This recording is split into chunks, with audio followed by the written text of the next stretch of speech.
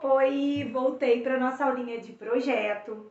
E hoje em projeto a gente vai continuar falando da dobradura do samurai, do nosso livro de leitura extensiva, tá? A gente vai explorar ele ao máximo, que é uma história contagiante, uma história mágica, uma história linda, né? Uma história muito bonita, que o autor Ilan Breman, ele teve a capacidade de escrever essa história com muita alegria, com muita dedicação, né? Uma história assim que nos envolve, não é verdade? Uma história que contagia, né? Que o amor é importante, o amor entre um filho, o amor entre um pai e um filho é muito importante, não é?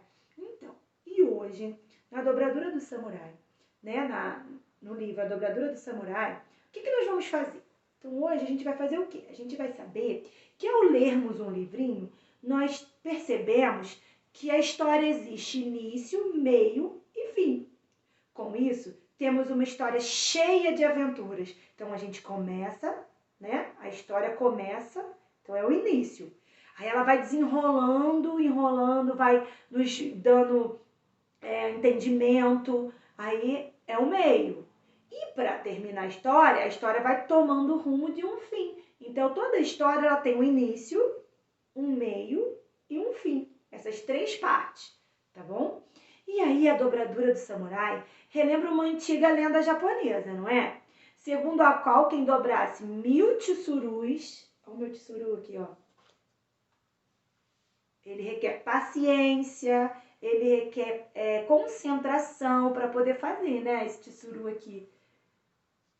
É muito legal, mas a gente tem que ter paciência e concentração para poder fazer essa dobradura. Então, 1000 tsurus teria seus desejos realizados, não foi isso? Até que um dia em que seu pai adoecesse, né, o grande guerreiro Masao, e Michiyo resolveu dobrar 1000 tsurus para tentar salvar a vida de Masao. Não foi isso que essa história basicamente nos contou?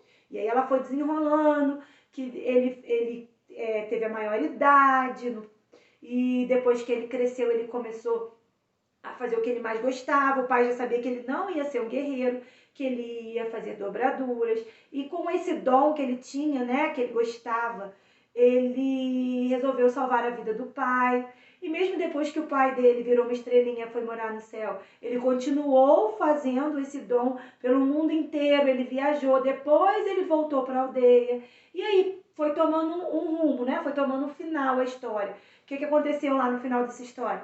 Os netos dele encontraram ele, foi desenrolando ele, e aí ele virou os 1000 tsurus. Não foi assim que a história terminou? Né? Uma lenda, uma história da imaginação, né? E aí, o que a tia Bruna pediu para vocês fazerem? Então, primeiro a tia Bruna quer que vocês entendam que toda história tem início, né? Começou contando a história que o Michiyo vivia numa aldeia, na japonesa, que seu pai era um guerreiro, então começou a história. Aí depois foi desenrolando a história, dizendo que ele não podia fazer dobraduras, não é? Por que ele não podia fazer dobraduras? Muito bem, porque ele era criança, só podia fazer dobraduras quem fosse a maior de 18 anos, porque o papel naquela época era muito caro. Então só os adultos poderiam fazer dobradura para não estragar o papel, não é? E aí foi desenrolando a história, e o pai dele, ele descobriu que o pai estava doente, aí ele fez maioridade, ficou com 18 anos, fez dobradura, não foi assim que a história foi desenrolando? E tomou o rumo para o final, o fim da história, que o pai dele morreu, ele viajou, e depois ele voltou, construiu uma família na aldeia em que ele nasceu, e morreu lá e virou uma grande dobradora. Não foi assim que o autor nos contou essa história? E aí a tia Bruna fez uma folha. E nessa folha, o que a tia Bruna quer que vocês façam nessa folhinha aqui, ó? Proposta de projeto, anexo 3. O que a gente vai fazer? Então, aqui na primeira linha, a tia Bruna colocou assim: conte agora, em poucas palavras, a parte da história que você mais gostou. Não é para copiar lá no livro a parte da história que você mais gostou. Você vai contar com suas palavras.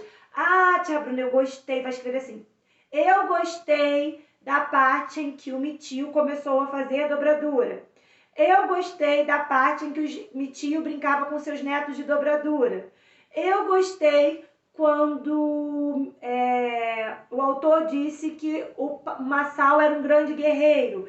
Eu gostei quando o autor disse que que os guerreiros usavam espadas, tá? A parte da história que você mais gostou. Então você vai escrever nessas linhas aqui, com poucas palavras, e você vai escrever. Ah, e outra coisa, quando a gente escreve, como a gente está no primeiro ano, a mamãe ou quem estiver fazendo dever com a gente vai ditar. Não vai soletrar as letras, não. Eu, eu,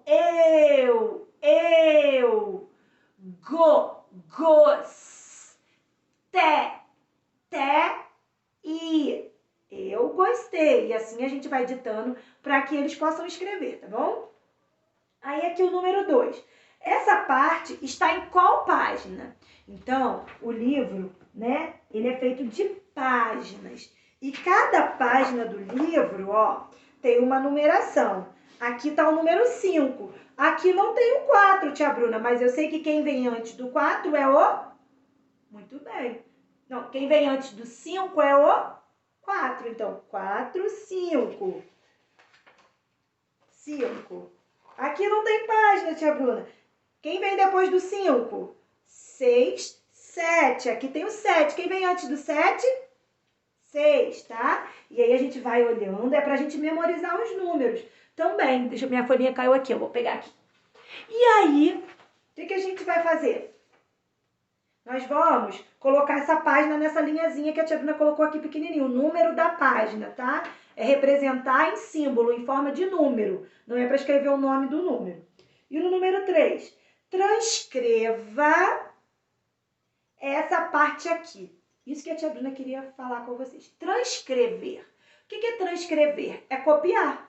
É a mesma coisa que copiar. Mas eu estou falando para vocês uma palavra nova para a gente ampliar o nosso vocabulário, para a gente entender que há várias maneiras de falar a mesma coisa. Então, transcreva, copie. Eu podia ter escrito aqui copie, mas eu escrevi transcreva para a gente aprender mais uma palavrinha, tá? Então, transcreva esta parte aqui. Aí a tia Bruna colocou assim, ó, significado da palavra transcrição. Copiar o conteúdo de alguma coisa para outro lugar. Então, transcrição é isso. Eu copiar alguma coisa, algum conteúdo de alguma coisa, de um lugar para outro. Então, quando eu vou copiar uma frase ou um textinho, eu preciso fazer o quê? Usar esse símbolo. Ó, eu coloco sempre no início da frase e no final da frase. Isso se chama transcrição, tá?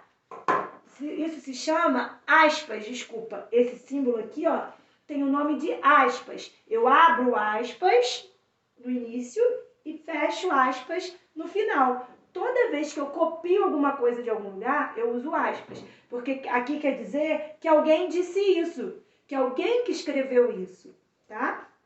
Então, a gente vai, agora sim, a gente vai transcrever do jeito que tá no livro, aqui nessas linhas a parte que vocês mais gostaram, tá bom?